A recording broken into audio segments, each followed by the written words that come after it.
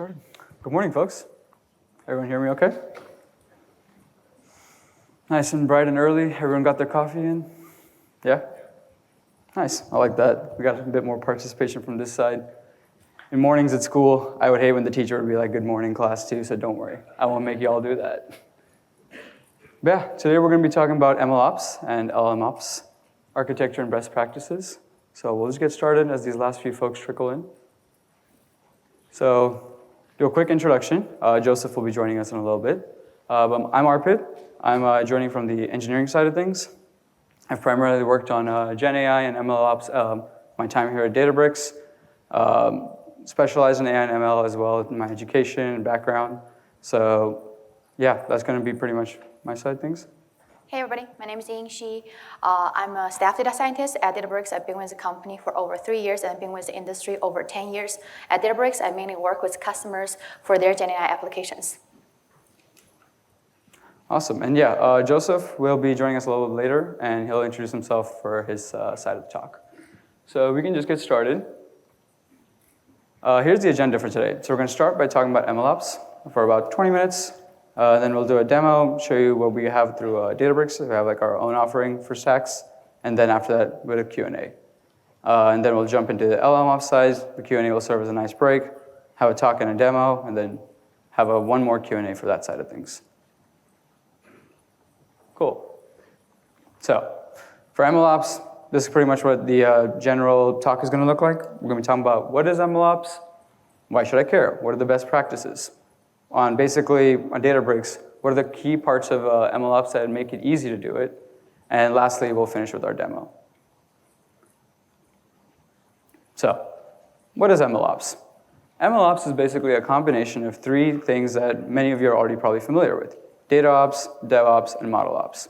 With DataOps, you have your ETL pipelines, your transformations, whatever you need to do to make sure your data is in a good state and transform it. With DevOps, that's oftentimes your developer system. You have basically CI/CD and so on and so forth. And with ModelOps, you're taking your model, you're managing it through dev, staging, production, and actually using it for customer use cases. So MLOps serves to basically combine all of these three and make sure that you have really good, basically, performance, stability, and efficiency in ML systems. And most of the content here is covered in our book, the Big Book of MLOps, as well as we added in a chapter for LLMOps as well. So feel free to take a look at this. I think it'll go in a lot more in depth, especially if you have any questions after the talk. Ooh. Okay, why should I care about MLOps?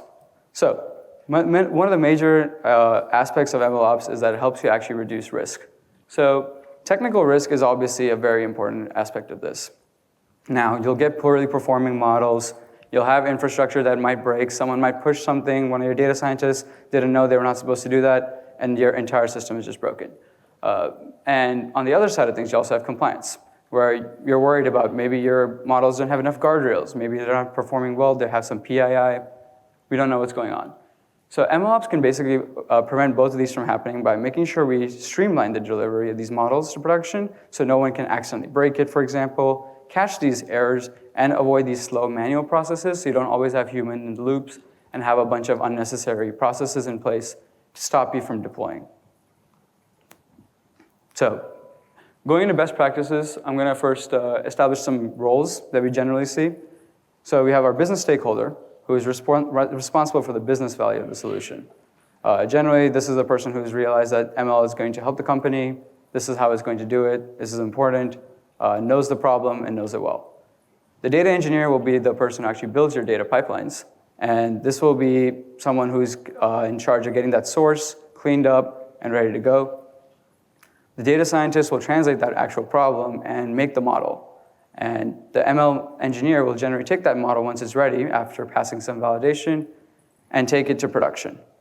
Lastly, the data governance officer is the main person who's responsible for making sure the data is compliant and they're not basically breaking any laws, which I think we'd all like to do. So moving on. Generally, this is what we see as the MLOps kind of cycle and how the different roles play in. So like I said, the data engineer for the first part, make sure with the data preparation everything's good, then hands it off to the data scientist. Data scientist will do some EDA, look at the data, get an understanding for it, maybe pull out some features, take some feature engineering aspects of this, get ready to do some model training. After the model has been trained, validated, and ready to go, generally they hand it off to the ML engineer, who will then do a bit more usually validation, and then deploy it as well as set up monitoring. Monitoring will then alert if the model ever drifts or if there's any other issues, at which point usually you want to retrain, take a look at what's going on, and then revisit this loop again. So you can see the business stakeholder usually only comes in for the deployment and model validation pieces, make sure the model behaves as expected, whereas the data governance officer is generally looking over the entire architecture.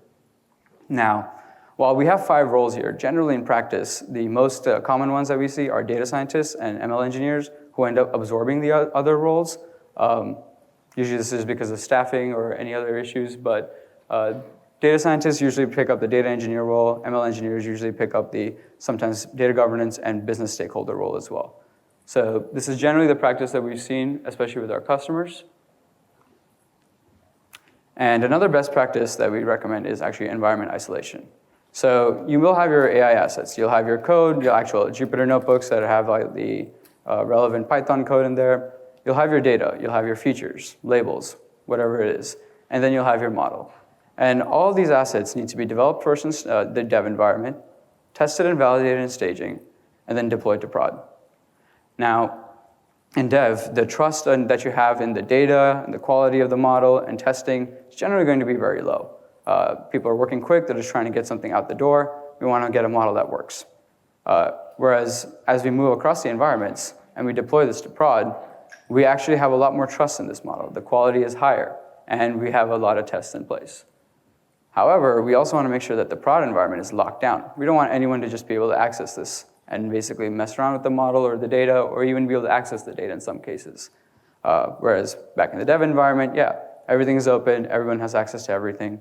So generally, we want to have these kinds of scales to make sure that we're taking our dev, staging, and prod environment and having proper isolation and respecting those boundaries. So in terms of deployment patterns, we generally see 2 deployment patterns: deploy code and deploy models. Deploy models is probably the more common one that is very prevalent right now, but we are seeing a transition towards deploy code. So deploy models is basically you have your training code in the dev environment, and you have it basically create the model. Once you're ready with that model, you take it to staging, and then you take it to prod, and that same model basically moves between the different environments. However, what we actually recommend is deploy code. And the reason for that is actually going to be explained in the next slide. But in the deploy code, what happens is we take the training code in dev, make our model, make sure it behaves as expected, and then move it to the next stage, staging, do the same thing, and then prod. And here's the main process, like I described, where you basically develop that code, you test the auxiliary code as well in dev, and you promote it to the next stage. So you're promoting code rather than the model. Now, what are the benefits of this? Why would we do this? Well, one of the biggest benefits is actually it locks down your training data, especially your production data. More often than not, your production training data contains some kind of sensitive information. Maybe you don't want it to be leaked accidentally in the dev environment. So this makes sure that only the production environment has access to the production data, and it's very locked down. On top of that, it makes it very easy to automatic retraining and make it reproducible. Oftentimes, as you even test and validate these models in staging and prod, you're actually modifying the models a bit. The weights get affected. So with having the source of truth be in code, making these models will be a lot more reproducible. It makes it a lot easier to have one source of truth and have kind of a granularity there. So one other thing that is often not looked at in this kind of thing is support for actually larger projects. Data scientists are often kind of just working together, but it's very ad hoc, just getting things done. But working in large projects is something that we've been doing a long time. And the other side of things, like software engineering, and there's like known tried and true practices that work there. And you can use actually those in ML development as well. With modularity and having basically code and encapsulation, you can do the same thing for ML and have it be much easier to contribute, having multiple contributors in the same thing. So, cool. that was a quick overview of best practices. I'll leave some time at the end for questions as well, but I'm going to now move on to how we kind of do this on Databricks. So on Databricks, we have something called Unity Catalog. I'm sure many of you are familiar with this. I'm going to focus on the MLOps aspects of this, though. So in Unity Catalog, you can take your raw data, store it as volumes.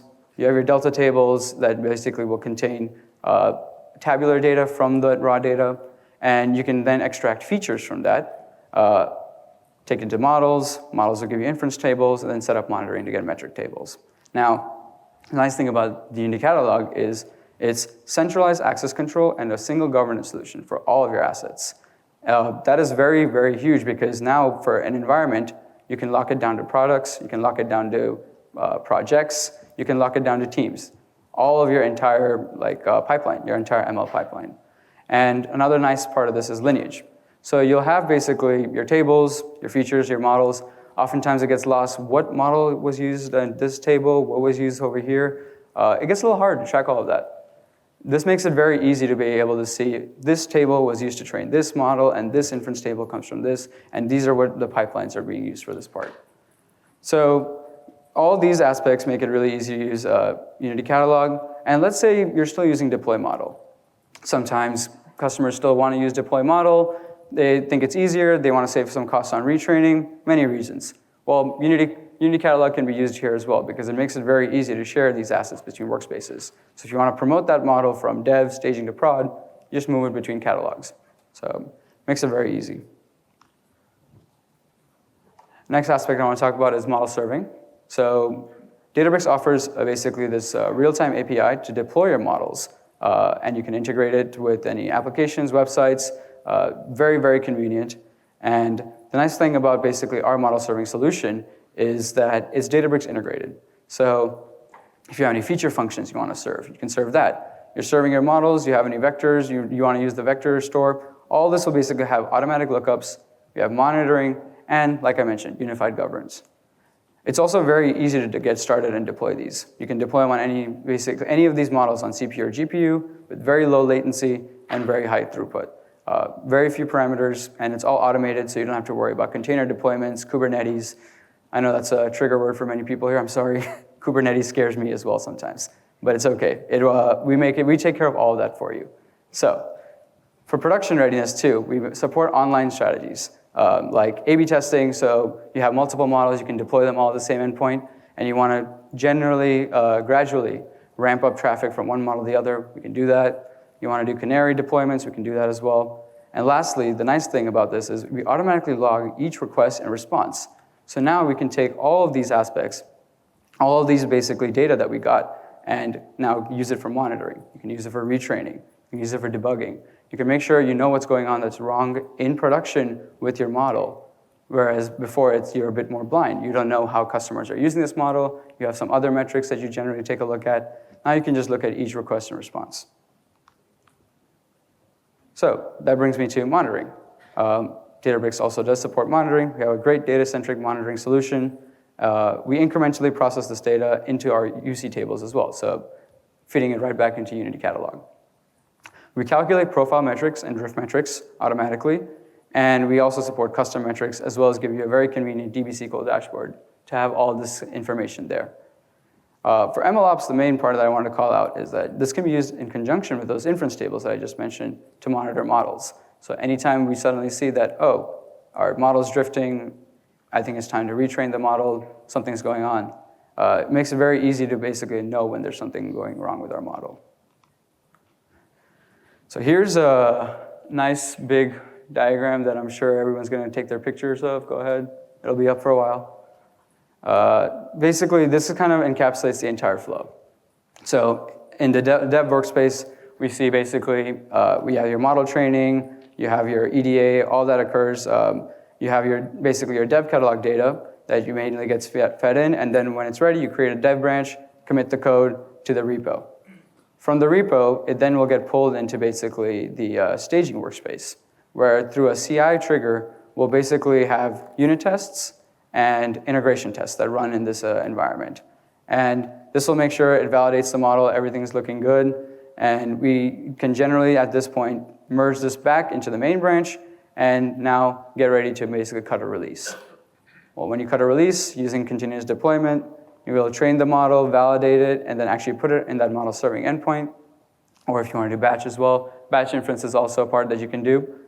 After that, it'll basically set up monitoring as well, and it'll go and feed that back into the inference tables and metric tables you see at the bottom. Those will basically be used again to monitor, and then if anything goes wrong, we can just kick off that retraining automatically inside the production environment itself. So you can see that feeds back in on the left there.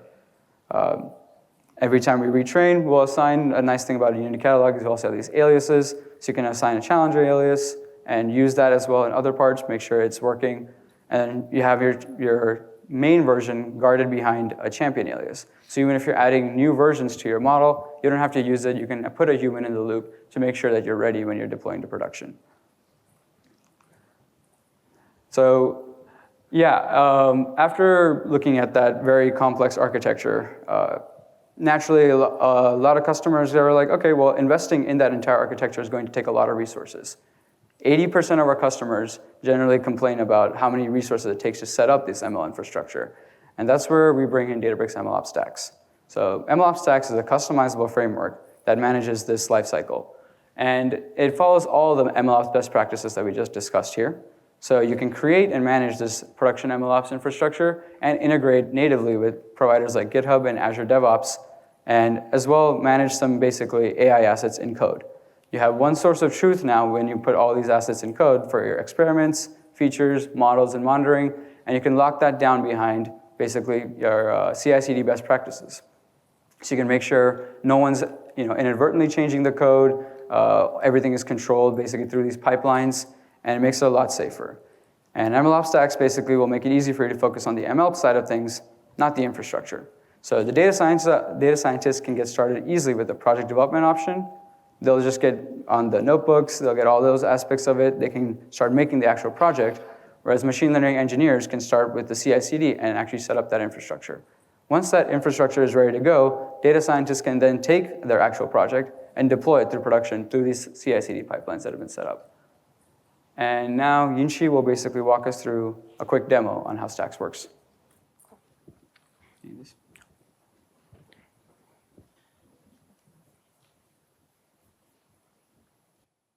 Thank you, Arpit, for the awesome presentation and also introduction to Databricks MLOps. Now we'll run a quick demo of how to see how Databricks MLOps stacks work in action. I'll skip the intro part now, and for this demo, we're focusing on instantiated repository from Databricks MLOps stacks. Note that the actual tests and pipelines will take time to run, so throughout the demo, we'll highlight the key components and also the key results. Now let's start from taking a look at the MLOps stacks repository. So this is a public repository. You guys can check it out on your phone or laptop if you have it now. It's github.com/Databricks/MLOps stacks. On the landing page,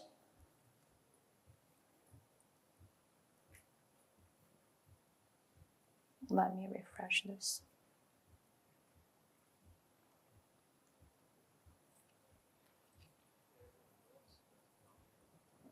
Oh, I see. I can click here.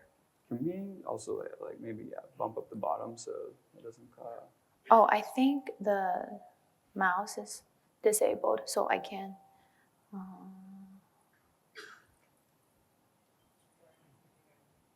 Here, why don't we try this? Let's do this.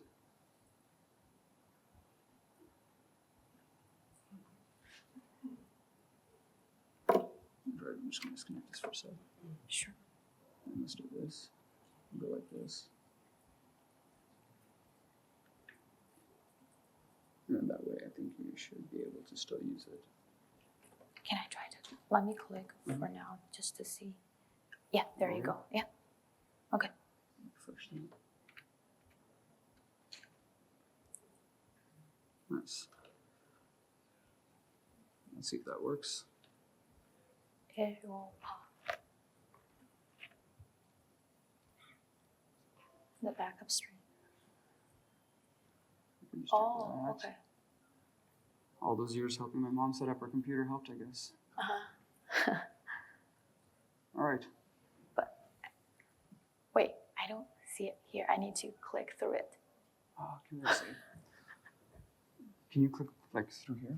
Because it's down Oh, there. Does that okay. work? Okay. Great. It might be, okay.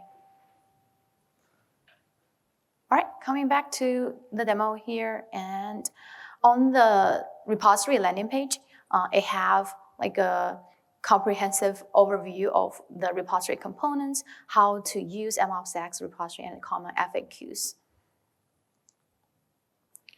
At the ML pipeline structure and development loop section, we include screen recordings of each step in the process and the workflow, simulate the data scientist persona. Each of the screen recording will take only a couple seconds so you can see what's happening, how does the automated CI/CD works. And then to start a new project with MLOps stacks, just follow the command here. This will be using Databricks Asset Bundle CLI command to create a new project. It will give you prompts to create those initialization parameters, and then you can have your own project. If folks are not familiar with Databricks Asset Bundle, feel free to check out the documentation. All right. Now, here is an instantiated project repository from MLOps stacks. We'll use this taxi trip fare prediction example and walk through its development and productionization cycle.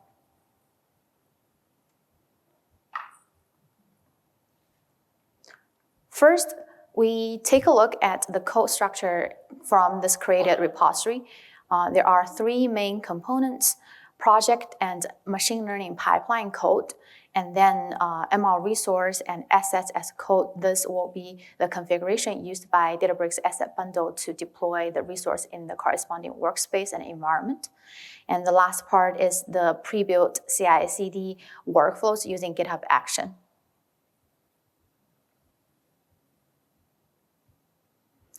All right, you can read the descriptions of the code structure in more details here. Pay attention to the .github folder and also the resource folder. Those are the two we mentioned earlier. The resource folder contains configuration for the ML assets that to be deployed to Databricks workspace controlled by Databricks Asset Bundle, and then the .github is the folder for the CI/CD workflow files. Note here on the nomenclature we'll use throughout this demo, because we have CI/CD workflows and also Databricks have this workflow that controls job runs as well. So to differentiate that in the demo, we'll refer to CI/CD workflows as workflows and Databricks workflows as jobs.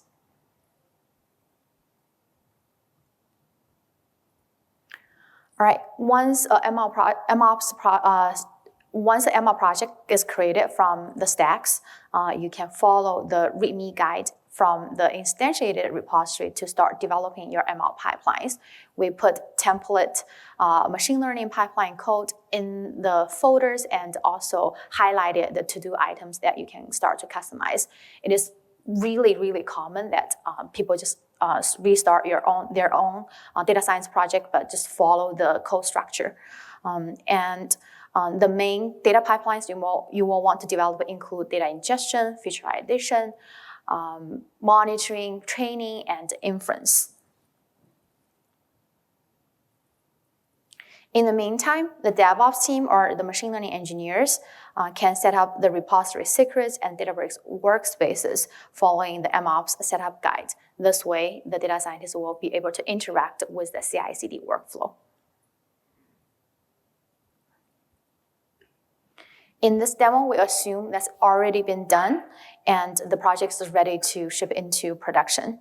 The next step here is to follow the ML pull request guide to initiate the CI/CD. All right, here let's switch to a dev branch.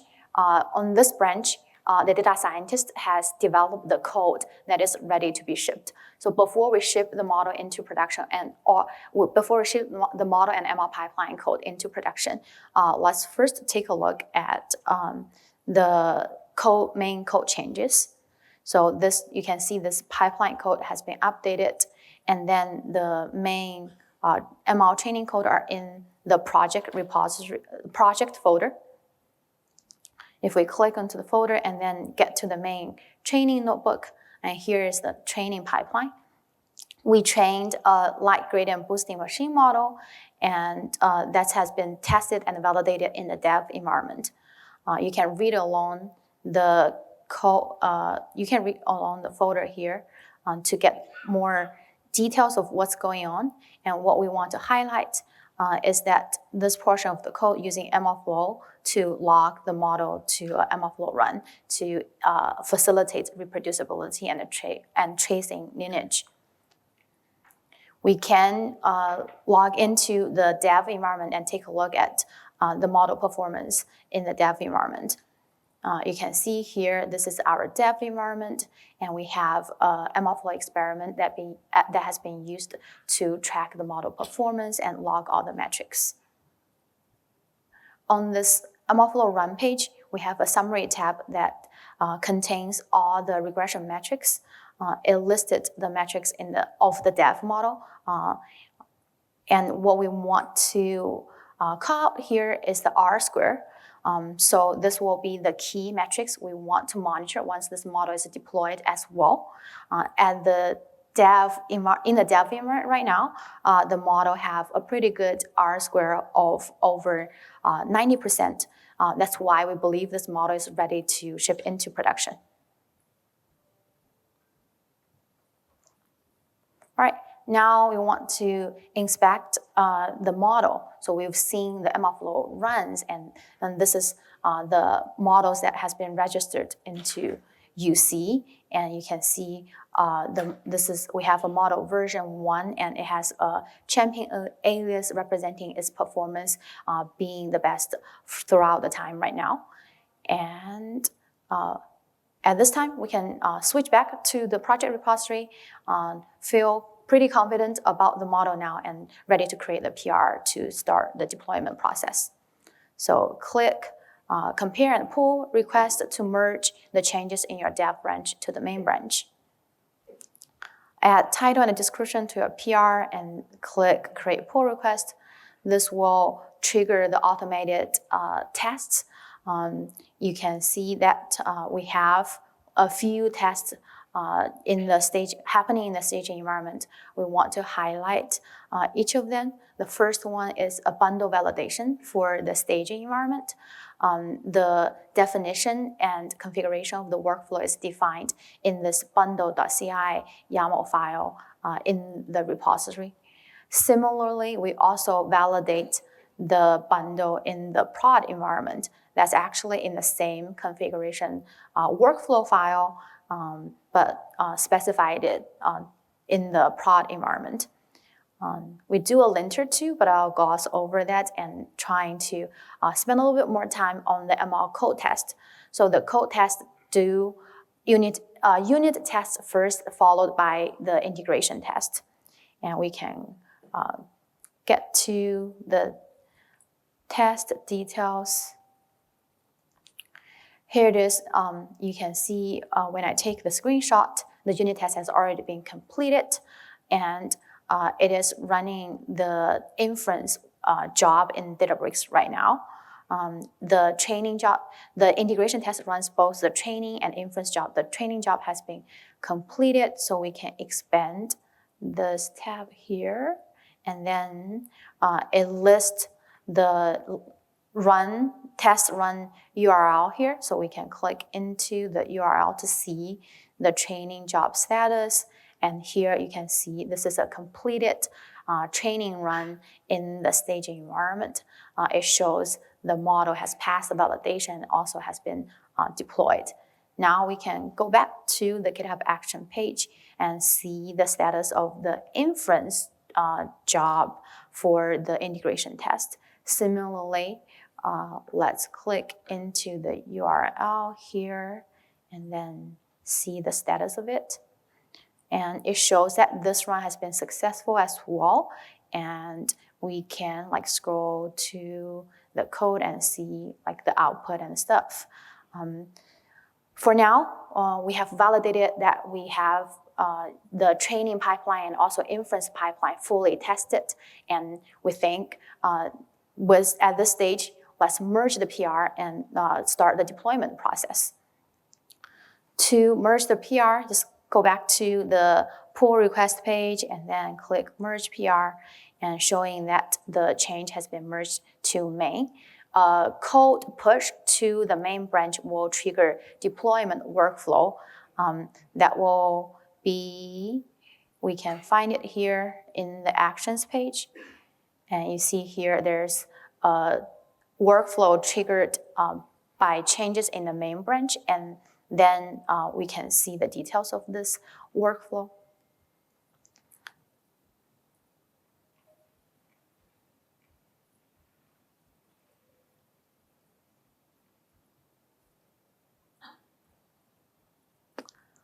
All right, we see here the workflow has been completed. It's mainly deploying to staging.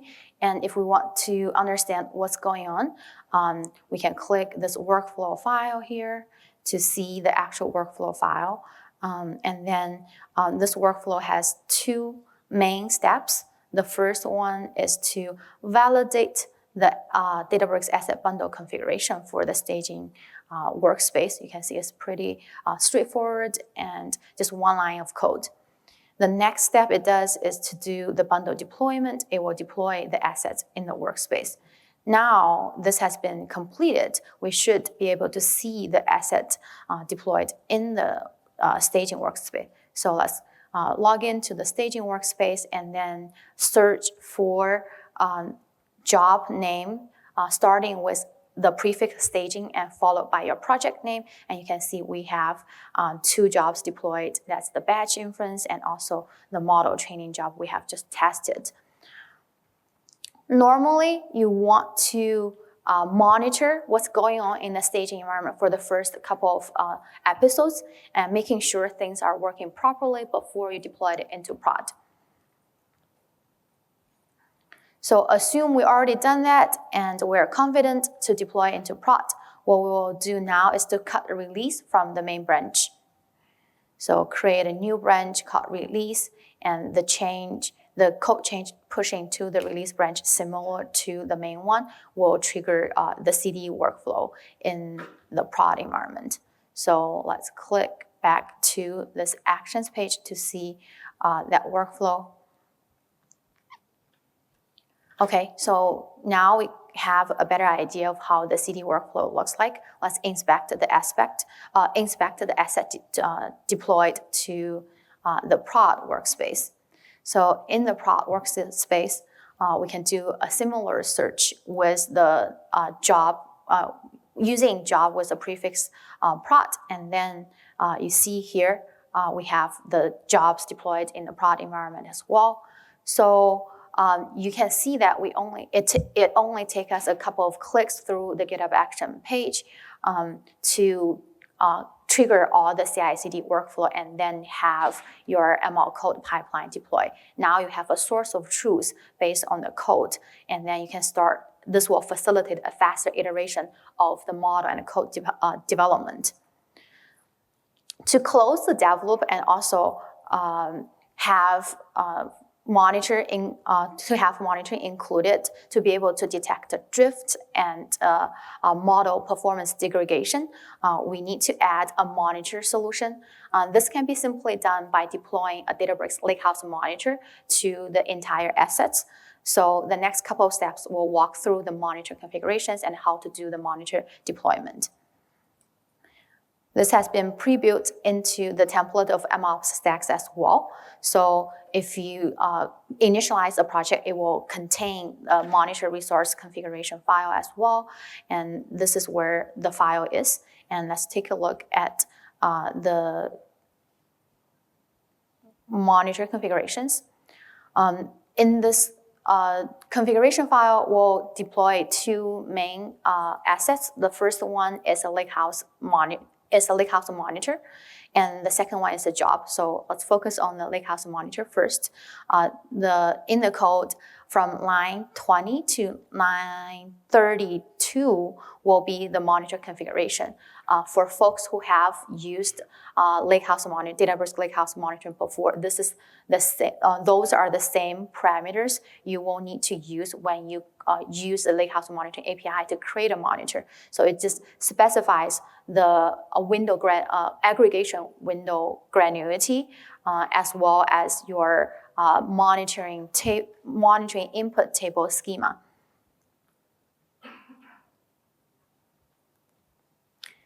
We want to schedule this monitor to be refreshed daily, and this is where the schedule definition comes from. The second asset we will deploy together with the monitor is a retraining job. So this retraining job will consists of 3 main tasks. The first one is to run analysis of the monitor metrics, and the second one is to detect whether the data has drifted or the model performance has drifted. The last step is based on the drift detection, whether to retrain a model.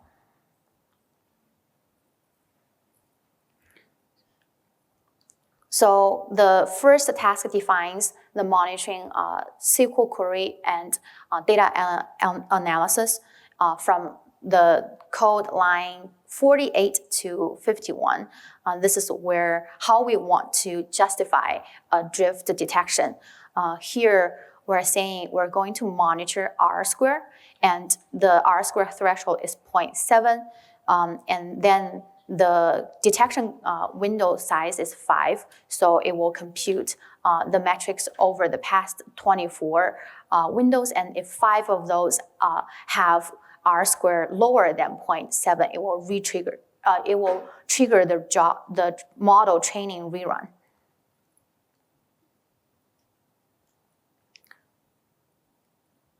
All right, to deploy the monitoring and retraining job, we need to update the Databricks YAML file. This is the main entry point for Databricks asset bundles. So let's click here to get to see the Databricks YAML configuration. We have this one line of code here specify whether to deploy the monitoring resource. At the initialization step, this is commented out. So now it's time to uncomment this and start the deployment. All right, now by triggering that code change again to the main branch, we have deployed the monitor as well as the monitor retraining job in the staging environment. And this is the page and view of the monitor retraining job, and you can see the 3 tasks here. Task 1, as we mentioned, computes the monitor stats and the metrics, and then task 2 is a simple condition node lead to whether or not to trigger the model retraining. This is actually the same pipeline as the training pipeline, but rather to trigger it. All right, now let's go to Unity Catalog and view the model in Unity Catalog. So we can find the register model in UC under the staging catalog. Like other assets in UC, models in UC inherit unified governance, permission, control, and also lineage tracking, as Arpit was mentioning in the presentation. We can confirm that the model has passed the validation and also get to the validation details by clicking the run link here. For now, we'll skip that. And we want to take a look at the version 1 details. You can see here the model metadata has been captured under the Overview tab. And in the meantime, we can find all the lineage information if we click into this lineage tab. And here it is. You can see all the upstream and downstream notebooks, tables, workflows, and functions associated with this model. For the sake of time, we'll skip the details and only showing that one of the workflow has been, this is actually the training workflow, is attached to the model here. All right, now we can go back to, go to the dashboard tab here in the workspace. and trying to find our monitor dashboard. This is deployed together with the Lakehouse monitor and is a pre-built dashboard with visualizations.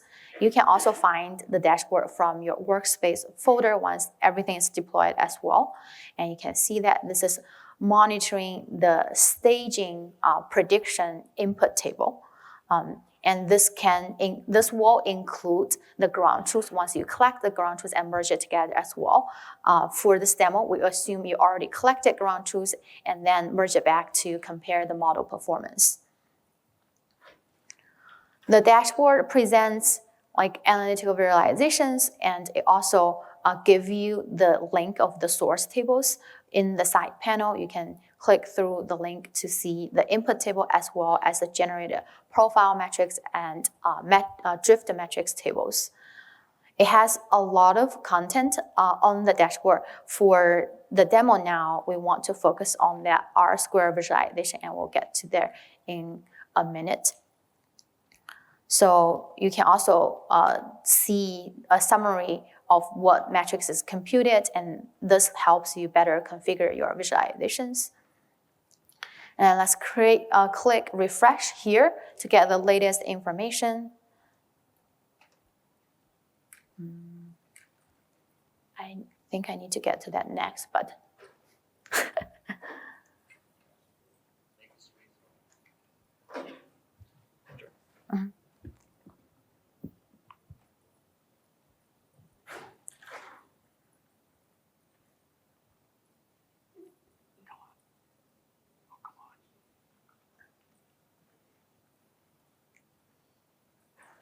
can you click refresh?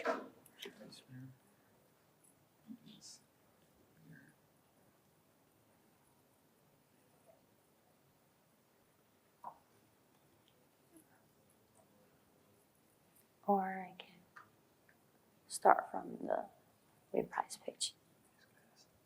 Okay.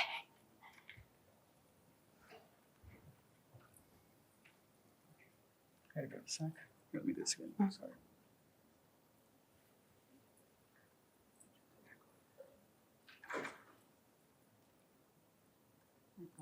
All right. Thank you, Arpit, again.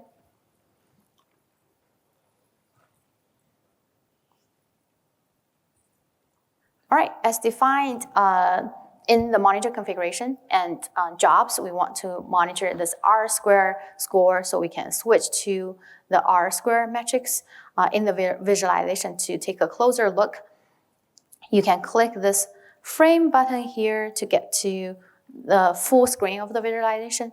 And this has been trained for the past couple of days. And then in the first couple of episodes, you can see it has like a slightly decreasing trend for the R2 square, for the R square score, and then it almost plateaued in between 0.7 and maybe 2 or 0.7, sorry, 0.7 or 0.72. Our definition is that if the score is lower than 0.7, we'll retrain the model. So the model should not be retrained, and we can also validate it from the most recent retraining job run. So coming back to the deployed monitor retraining job, and we can click into the most recent run. And here shows the run has been successfully completed, but at the condition stage, it shows that the metrics is not violated, thus the trigger of retraining has been skipped. All right, prod workspace will be similar. You can configure notifications of the deploy jobs to get status updates of each run to have a better hold and control of what's going on in the stage and prod workspace. For now, we'll skip the results in the prod environment. At this time, you see that your machine learning pipeline now has been fully developed and deployed. It has automated continuous testing, continuous deployment, and also continuous monitoring. This will expedite model iteration cycle, streamline debugging and troubleshooting process, and allow the model you just developed to bring real business values. All right, ramping up the Databricks MLOps stacks demo. With the demo, we explored the full life cycle of a machine learning project using Databricks MLOps stacks. We walked through the development and production phases, highlighted how easy it is to collaborate and also reproduce the ML pipelines and scale it at an enterprise level. The next step will for you guys will start trying out using MLOps stacks. If you want to tailor it based on your enterprise governance and security or even development guidelines, you can customize MLOps stacks to create your own version of ML project template.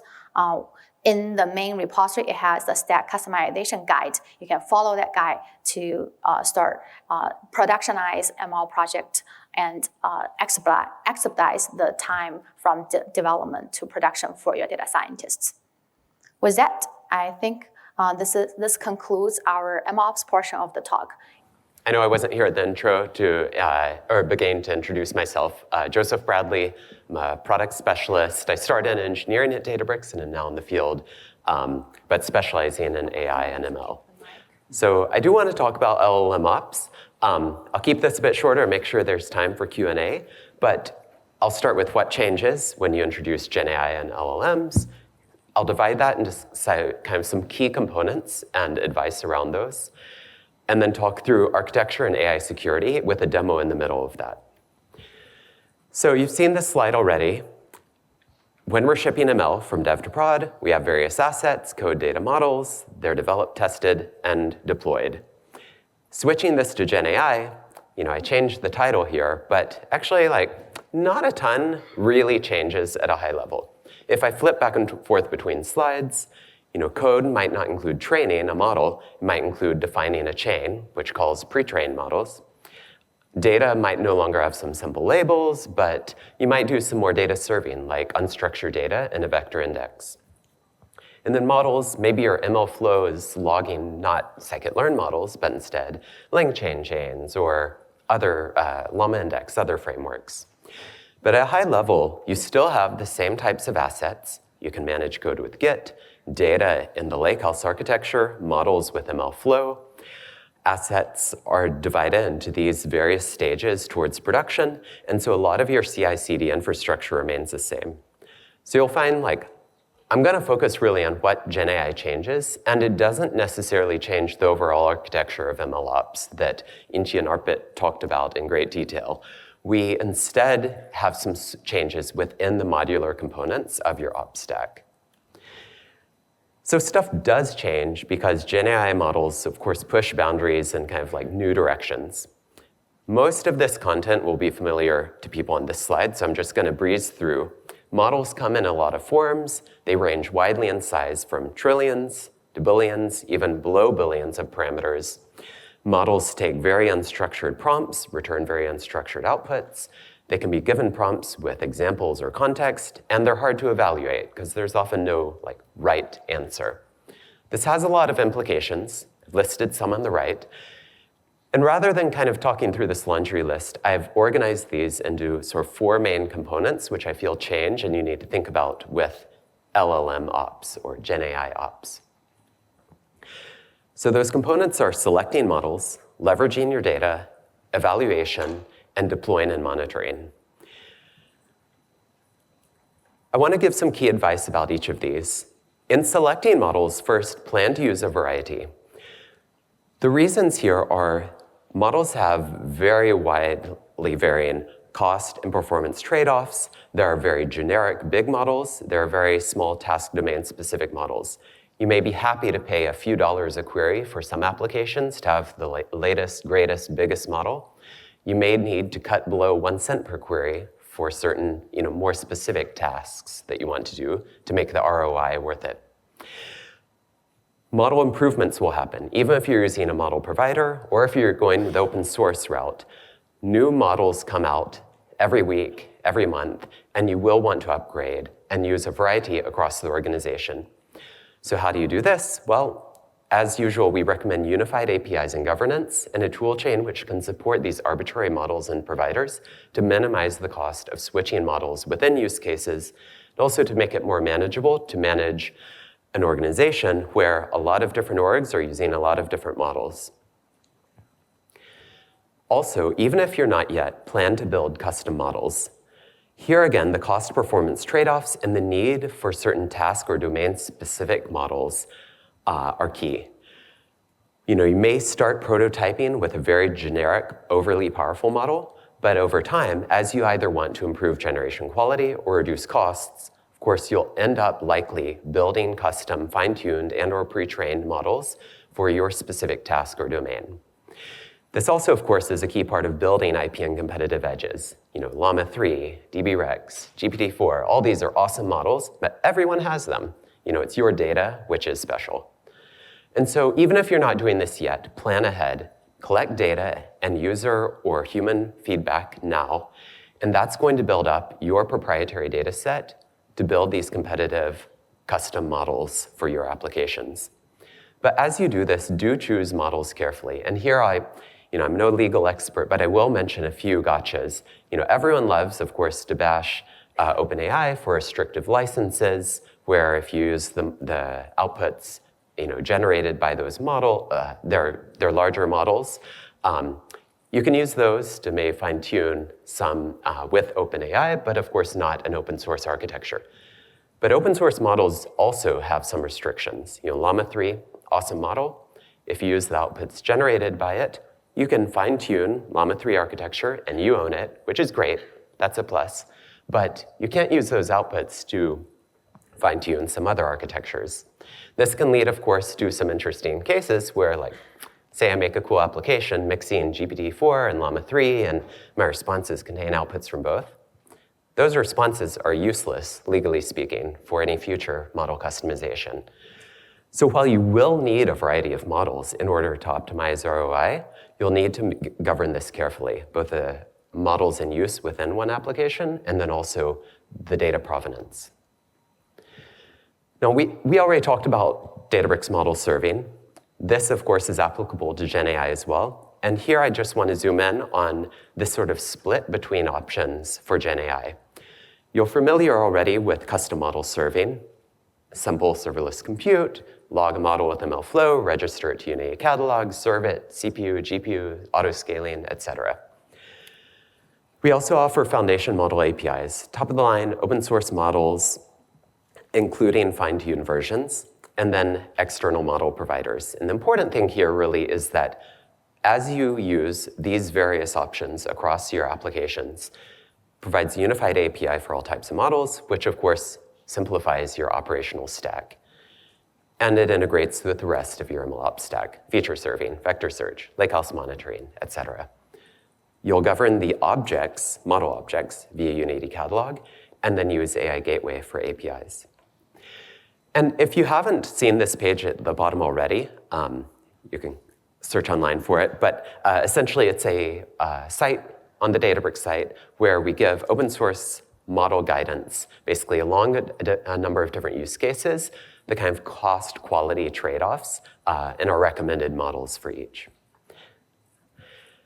The next component that I want to cover is leveraging your own data. So you've probably seen a slide like this. On the left, we have the very simple approaches of just doing some prompt engineering, getting more complex as we go to the right with RAG and agents and tools, fine-tuning custom models, and then outright pre-training. As you go to the right, of course, you have more control and customization. And if you haven't gone all the way to the right yet, note that these techniques stack. If you're doing RAG, you're also doing prompt engineering. If you fine-tune a model, you'll probably plug it into a RAG chain or an agent, etc. If you pre-train, an important part of post-training is fine-tuning. So the techniques stack.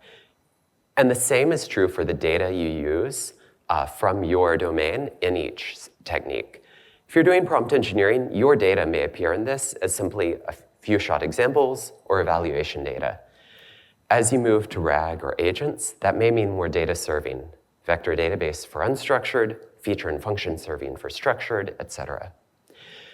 As you make queries, get responses, get feedback from your users, this starts to collect into a data set which you might apply for fine-tuning. Our very rough guidelines for how much data is needed for these steps are essentially like, If we're talking about continued pre-training to make a more domain-specific model, that might be on the order of millions of tokens. If we're talking about some simple instruction fine-tuning to tailor a model to a specific task, you can start to do that often when you get the order of thousands of examples. Then when you get to pre-training, this will be a mix of your proprietary data and some general data sets. And here, of course, this is reaching billions of tokens. So data starts to mount up, and some key advice here, of course, is to unify data governance to simplify things. As data grows in both size and diversity, and is reused across use cases, you'll want unified management, not just of these different types of data, but also, of course, the data and AI assets. These types of assets start to sort of merge in these architectures. Is a vector index being served in a RAG chain? Is that part of the AI model? Is that part of your data infrastructure? That shouldn't be a question you have to ask. Next, plan towards customization. We talked about data being a competitive edge, but in terms of advice, I essentially advise working on platforms which do support fine-tuning and pre-training, so you don't have to think about migrations later. Start simple, create baselines, and iterate, and of course, add this customization based on your domain or app, based on how much data you have, how high quality it is, and the compute and latency requirements if you need to optimize those. The next component I wanted to mention is evaluation. And here, I carefully phrase this as augment existing evaluation tooling. That's because a lot of tooling is reusable. We still recommend MLflow, similar data pipelines, et cetera. But new metrics probably need to be added to those existing systems. So how do you do this? Well, you can adopt metrics from classic areas. Toxicity has been around as a concept for a long time, ditto for precision and recall, F1 or whatever other metrics. But there are some new tools like LLMs as a judge. I'd also recommend evaluating, I think it's covered by the text at the bottom, but both the components and the system as a whole. If I have a Q&A bot, certainly I want to evaluate if a user asks a question, do they get it answered? But I also, just like in debugging code, want to break it down. Am I getting the right context back from my vector search index? Am I, given that context, is my instruction following model generating a faithful response, and so forth? Of course, I've been kind of touching on human feedback a little bit, but build this directly into your application. Users, of course, can be the best judges of these generic or very general arbitrary outputs from Gen AI models, and that means building proprietary data sets for future use. In terms of how to do this, I kind of recommend leaning on user experience design literature. Consider implicit and explicit feedback. Both have pros and cons. This starts to edge towards really application design as much as traditional data science and machine learning. And then in terms of the underlying data infra, feedback data is just like any other data, use the same governance, ETL pipelines, et cetera. MLflow has introduced a number of cool tools for Gen AI in the last year. On the left, I'm showing batch evaluation in code. There are LLM as a judge metrics, human eval using ground truth data, new metrics for Gen AI, NLP, retrieval. In the little code snippet in the bottom left, it's calling MLflow evaluate, saying, here's my model, here's an evaluation data set. Oh, by the way, it's a question answering model. So compute those default metrics, but also compute answer relevance using GPT-4 as a judge, compute latency, et cetera. And then on the right, it's showing a UI for interactive evaluation, either for querying and seeing responses in the UI or looking at post-hoc logs. This is important, of course, not just for evaluation, but also for prompt engineering. I know it's too small to read, but basically the columns are different models and or prompts, and the rows are different queries. And then the cell entries can be either the generated responses or metrics. In this case, if you could read it, it would be answer relevance. Cool, the final component I want to mention is deploying and monitoring systems. This advice is actually going to be very similar to the MLOps, like traditional MLOps advice. Use flexible tooling for packaging. because you will swap AI libraries over time. Just as you need to plan around different AI models, plan around different AI libraries. They're changing rapidly, and I've seen so many customers change tooling partway through a project. Uniform APIs, of course, lower the cost of switching, and MLflow supports various libraries, transformers, LangChain, or fully custom ones, PyFunk, custom flavors behind uniform APIs. Use optimized inference. The why here is obvious. In terms of advice, I just want people to be aware of, for real-time model serving, if an architecture is supported by our foundation model APIs, do use those because we've done pre-optimized serving for those. And that includes if you bring your own custom weights. Otherwise, you can go back to the general custom model serving on GPUs. For batch and streaming inference, I highly recommend using the SQL function AI query, which we've optimized for batch use cases, and that can call a model serving endpoint. You can also always use, if you have more of a DIY approach, GPU clusters with VLLM, Ray, and other tools. And then finally, for monitoring, here again, very similar story, I think in terms of the how of unification around Lakehouse monitoring and Unity Catalog. The motivations, I think, are even stronger here, where governance, lineage, and security are more important than ever with GenAI because of the legal and user experience risks. And then, as we talked about, data from one application will feed back either into improvements in that application or into other AI systems. And so this unification of logs and monitoring becomes ever more important. So I'll quickly talk through some architecture and AI security topics, but in the middle, I do want to show a quick demo of RAG just as a way of kind of talking through more tangibly some of the components and advice I said. So starting super simple, say I have an application where all I've done is some prompt engineering. Users query an app, get a response. In the middle, that app creates a prompt, and then it calls some kind of model via model serving. Could be a custom one, could be an external foundation model API, et cetera. If it is a custom one or a foundation model with custom weights, I might pull that from my own Unity catalog, from someone else in the organization made that model, or an open hub like Hugging Face Hub, Databricks Marketplace, et cetera. And then, as with traditional MLOps, we'd want to log the results to inference tables and apply lakehouse monitoring to make sure that this application stays up and healthy. This is a very simple architecture, of course, but even if you start here, like you've put in place some of the tooling which will be reused for every other architecture in the future. So if we do go to the next of RAG or agentic chains, we again have users calling the AI app. That will call a chain, likely served via CPU model serving, because the chain itself is basically a lightweight orchestrator.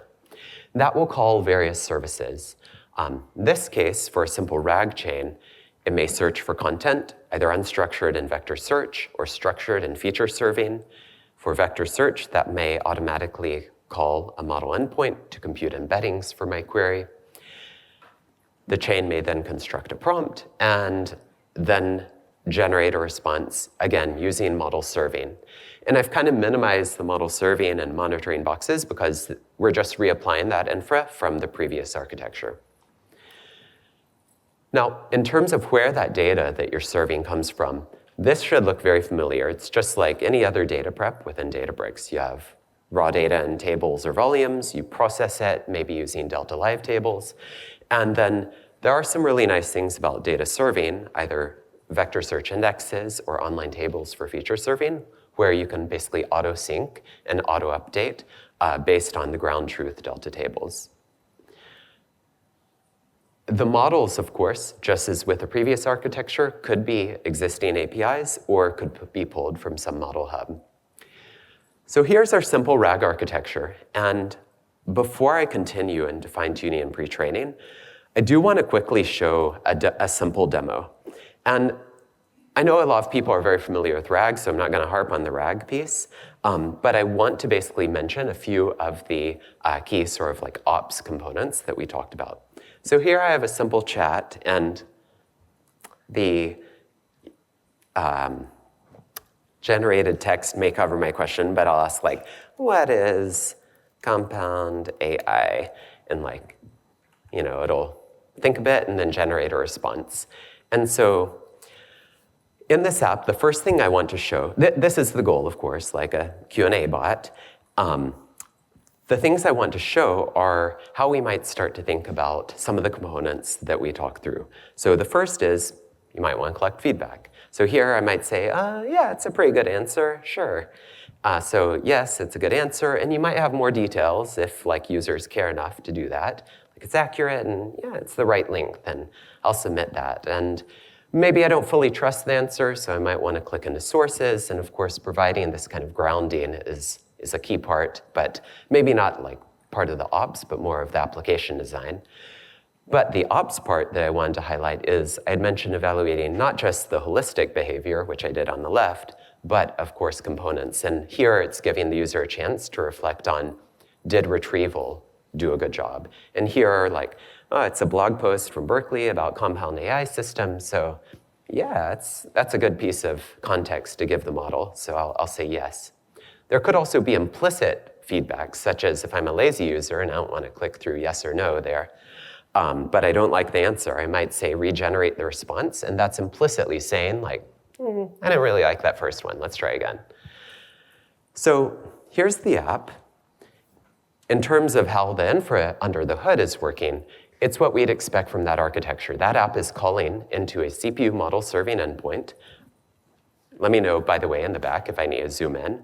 But essentially, here's my multi-turn RAG bot, and it is in, CPU small serving endpoint. I do have inference tables enabled so that I can do that logging and monitoring. If I click into the actual thing being served, this, of course, is my chain. This is a model in the model registry in Unity Catalog showing up in my little schema here. In terms of what this model is and how it's defined, I can click through as you'd expect to get to the particular version being served, and then click through to the MLflow training run where things have been logged. Now this will mostly look familiar, but you will start to see some things GenAI specific. I had mentioned, of course, like needing to do maybe some more configurations, like defining a prompt or templates, and you see some of those are logged as parameters in this chain model. I'd also mentioned LLM as a judge and new types of metrics I might want to compute, and those are showing up under the metrics on the right. So you can see how a lot of GenAI things really are fitting within existing tooling, but there are also some components which are new and very specific to some of these GenAI applications. And a good example of those is traces, where if you click through here, it's showing for each row one of the queries that I made. If I click into it, it'll show kind of this breakdown of the LangChain chain, saying at this stage in the chain, as I walk through, here's how long that entire part of it took, and here are the inputs and outputs in that part of the chain. This, of course, is really useful for debugging and for optimizing. I may say like, I think there's an issue with retrieval, and click through and like zoom in on some of the elements there, or I might say, hey, response time is really the problem, and I want to zoom in on the parts which are taking the longest. In this case, as you'd expect, it is generating the final response, calling the larger LLM. Well, so that's some of the MLflow logging. The other thing I want to mention with respect to this is, as usual in Databricks, like you can click through to the source code, and I can show not the source code itself, because I don't think we have time to step through it, but rather I'll click through and, oh, my internet's, there you go. I'll click through and basically show kind of the modularity of the source code and a couple key points about it. So hopefully you can read these items on the left here. I think I'm zoomed in sufficiently, but it's essentially like at the top, we have a notebook loading PDFs into a Delta table, which is auto-synced with a vector index. That is your traditional ETL pipeline, following that modular structure from the first half of this talk. The actual RAG chain is defined as a YAML file of configs and then a Python script of the LangChain code. And this, I think, is important as these compound AI systems become more and more complex with more components.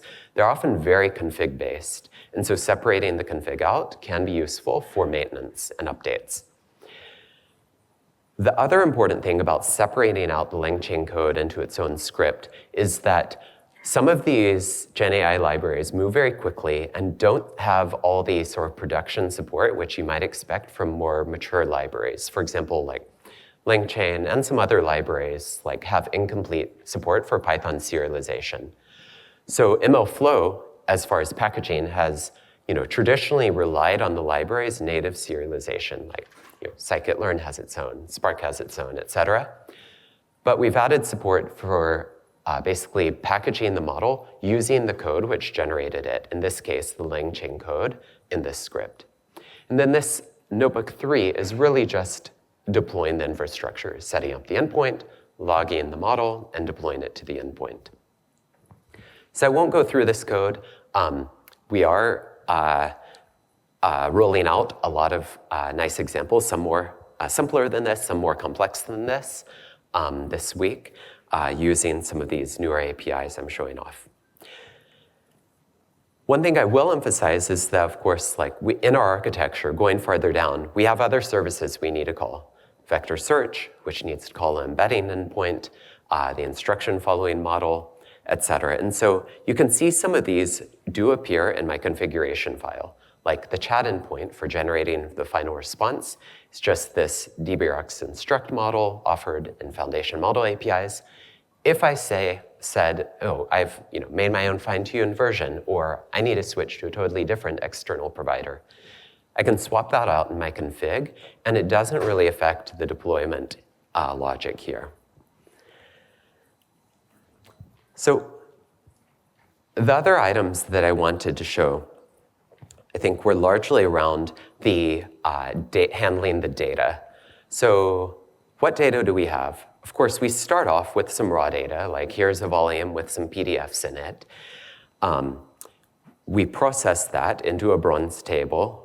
I'm not going to step through the various schemas and stuff of these, but we then parse it into a silver table, and then finally chunk it into appropriate size chunks to put into a vector index. One thing I did want to point out is this tie between the vector index and the gold chunked data table. So the vector index automatically syncs with that gold table so that I don't need to worry about auto update, manually updating the index and keeping these various things in sync. Instead, it is going to auto sync, and in fact, I'm using sort of the Databricks managed embeddings option so that as I query it, or as I ingest new data into that vector index, it knows what endpoint to call, in this case, a BGE large deployment, to compute new embeddings for new data. Now, in terms of the feedback and inference tables, you can see that payload logging is happening here, and that I'm logging the feedback as well. So I'm saving this data and preserving it all under the same governance for future use, for evaluation and or fine-tuning. I think those are the main things that I wanted to cover in terms of the demo. So the actual code, of course, is going to be available just on the Databricks demo site. I think I have a link at the end of the slides. And I did want to take time to quickly talk through fine-tuning, pre-training, and AI security before opening up for questions. So we talked through this architecture. When we move to a fine-tuning discussion, I'm dropping the deployment side on the right because, as we said, you would just plug this fine-tuned model into one of the previous architectures. But the fine-tuning part itself is going to look super familiar from traditional ML. You have raw data, you prepare it, you do some training in the upper right. Now I'm labeling it as AI orchestrator and tools to keep it generic. That leverages some compute, probably a GPU cluster. And you may interact with the model hub either to get initial model to fine-tune and or your internal Unity catalog to log that model too. Now, there are two options I'm showing in the upper right. On the left is Mosaic AI model training, which is a very guided API for continued pre-training and instruction fine-tuning. On the right are more DIY tools, Spark, Ray, DeepSpeed, et cetera. And we see both of these being used, but I think certainly if your needs fit within the types of fine-tuning offered by Mosaic AI model training, that's certainly a simpler user experience. Now, switching to pre-training, everything stays the same. I'm oversimplifying, of course, but in terms of data preparation and working with Model Hub, I think things do largely stay the same. The big thing which changes is, of course, the tooling that you're using for the actual training in the upper right. And so, to be genuine and honest, I do want to mention quickly some of that, what that stack might look like. And I'll do this in the context of DBRex, which is this top-performing, open-source, commercially usable LLM that we released a few months ago. If you haven't heard of it, there's some info here, and there are also some research blogs from Mosaic Research, which are pretty cool, delving into the details of how we made it. I'm not going to talk through that. I want to talk about what it took in terms of operations, basically what the stack looked like. So at the top are things very deep learning and Gen AI specific. On the bottom are things which will be familiar from traditional data and ML. Listing out the things on the top, some important components were Composer, which is used for optimized deep learning training, basically composing different optimizations together. Streaming data set for efficient data loading during training, in particular, efficient startups and recoveries from GPU failures. LLM Foundry for training, fine-tuning, and evaluating workflows.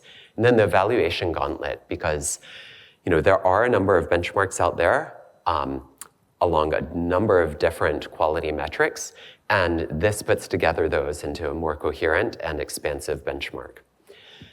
So these are very deep learning, Gen AI specific tooling, important and which you would use for real pre-training workloads. On the bottom are familiar tools, which were also important. We use notebooks, Apache Spark, Delta Lake, Delta Live Tables, Unity Catalog for data preparation, storage, governance. Multi-cloud training, if you're not familiar with the term, just think big scale-out GPU clusters. MLflow and Lakeview dashboards for tracking, and model APIs and AI Playground for evaluation. So the good news is, a lot of the stack does remain the same on the bottom. Of course, I do think heavier duty tools need to be used, and those are largely the ones on the top. But that's fitting within the module of training within your MLOps stack. Finally, I'll quickly mention AI security. I'm no security expert, but I do want to recommend this white paper that other experts at the company put together, which attempts to address this very messy topic of Gen AI security by defining system components, technical risks, and mitigating controls. There's a white paper. Our Security and Trust Center has more info. Definitely recommend checking it out. So finally, I'll mention there are a lot of other good talks at Data AI Summit. On the left are some top product, R&D-led sessions. On the right, some top customer-led sessions, but there are a lot which would not fit on this slide. The upper right, I know you can't click there right now, but basically that's the agenda filtered to Gen AI.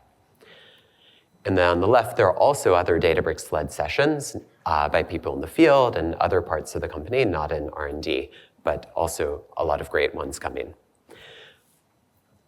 So I'll open up for Q&A. I think we have a few minutes. And then when the slides are shared, there are also some links for resources you can check out to learn more. But yeah, thank you very much.